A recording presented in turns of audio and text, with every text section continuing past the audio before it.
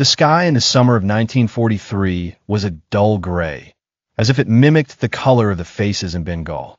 The air itself was heavy, with no smell of wheat or rice, but of dust, sweat, and fear. In Calcutta and the surrounding towns, news trickled in like the breath of a dying patient. Rice prices had doubled, warehouses were closed, and farms were empty. This was not just a natural drought, but a politically engineered disaster. In London, Winston Churchill, the British Prime Minister, was receiving reports of famine in Bengal, but he believed that the empire's wartime priorities were more important than the mouths of Indian peasants.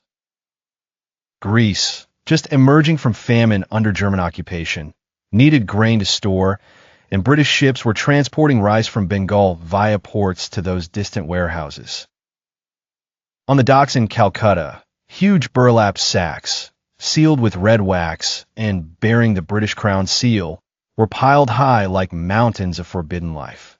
Soldiers guarded them with their weapons. Sailors loaded them into the belly of ships, while the eyes of Bengali workers followed each grain like a piece of gold. One hot August night, 4 men gathered in a mud hut on the outskirts of town. Anando, a fisherman who had lost his boat to sell wood for a pittance, sat watching the wick of an oil lamp fading. He said in a deep voice, "We can't wait for our stomachs to die. Tonight, we'll go to the port." Rahi, a young man who had lost his father to hunger the previous week, replied, "And if they catch us, they'll shoot." Anando smiled bitterly. Hunger shoots more slowly, but it never misses.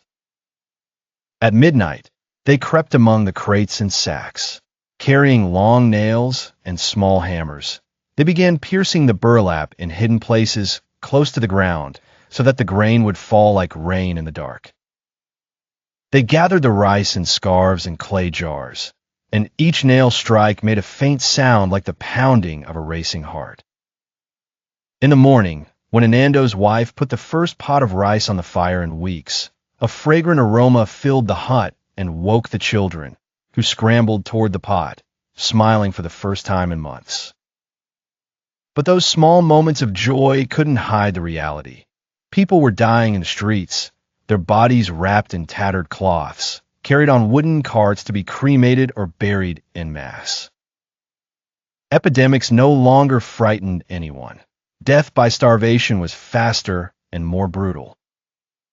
In the port, ships set sail every day, carrying Bengal's livelihood to Greece and elsewhere, where the grain was stored in secure warehouses, not for immediate distribution, but as a strategic reserve for the Allies.